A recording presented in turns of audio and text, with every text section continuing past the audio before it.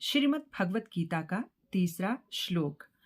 पश्यतां पांडुपुत्राणाम आचार्य महती चमूम व्यूढ़ां द्रुपदपुत्रेण तब शिष्येण धीमता।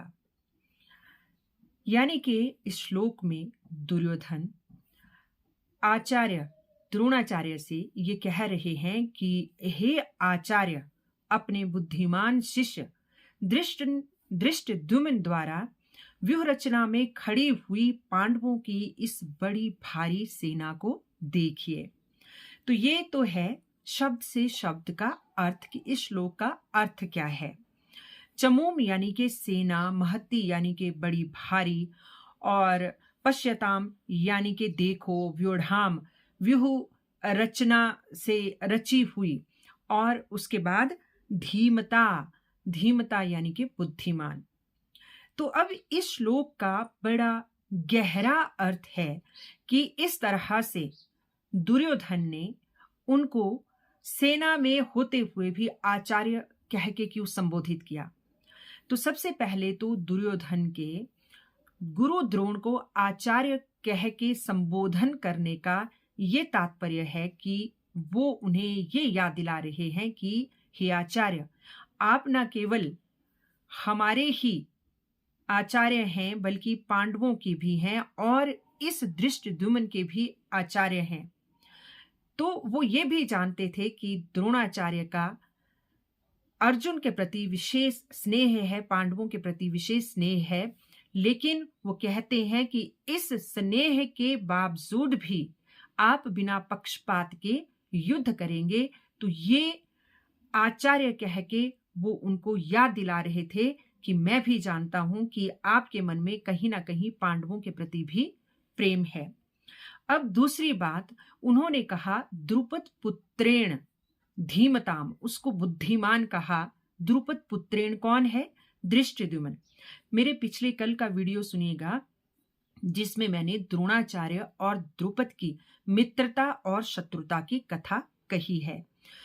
तो जो धृष्टद्युम्न है उसका प्रादुर्भाव राजा द्रुपद ने द्रोणाचार्य के वध के लिए, द्रोणाचार्य की मृत्यु के लिए ही यज्ञ करवा के किया था।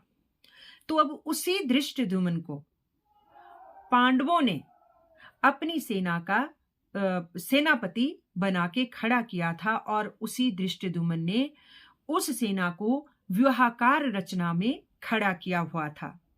और उससे ऊपर वो कह रहे हैं, दुर्योधन का आचार्य को ये कहने का ये तात्पर्य है, वो द्रुपद पुत्रेण को धीमताम कहते हैं कि वो बुद्धिमान है।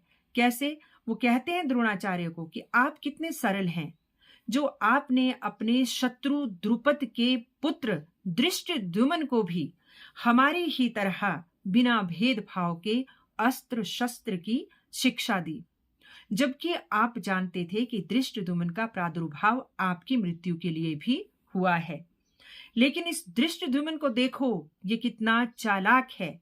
इसने आप ही से सारी युद्ध कौशल सीखे हैं, सारी अस्त्र शस्त्र कलाएं सीखी हैं, और ये आज आप ही के सामने पांडवों की सेना का सेनापति बनकर इस पूरी सेना को व्यूहकार रचना में खड़ा किए हुए आपके विरुद्ध, आपके सामने अस्त्र शस्त्र उठाने का दुस्साहस कर रहा है। और धृष्टद्युम्न का नाम इस श्लोक में न लिखते हुए उसको द्रुपद पुत्रेण कहने का भाव दुर्योधन का द्रोणाचार्य के मन के प्रति द्रुपद के साथ पुरानी शत्रुता का भाव जगाने से था, ताकि उस शत्रुता को याद करते हुए वो पांडवों के सेनापति धृष्टद्युम्न को देखकर और ज्यादा उत्साह में आए और उस पुराने बदले की भावना से युद्ध लड़े, ताकि युद्ध में उनकी जीत निश्चित हो। अब दूसरी ओर दुर्योधन ये भी कह रहा है कि इन पांडु पुत्रों को देखो, आपका तो अर्जुन के प्रति कितना स्नेह है, अपनी सारी आपने विद्याएं इसके ऊपर न्यौछावर की है, इसे विश्व का सबसे तेज धनुर्धर आपने बनाया है, जिसके लिए आपने एकलव्य का अंगूठा तक ले लिया था।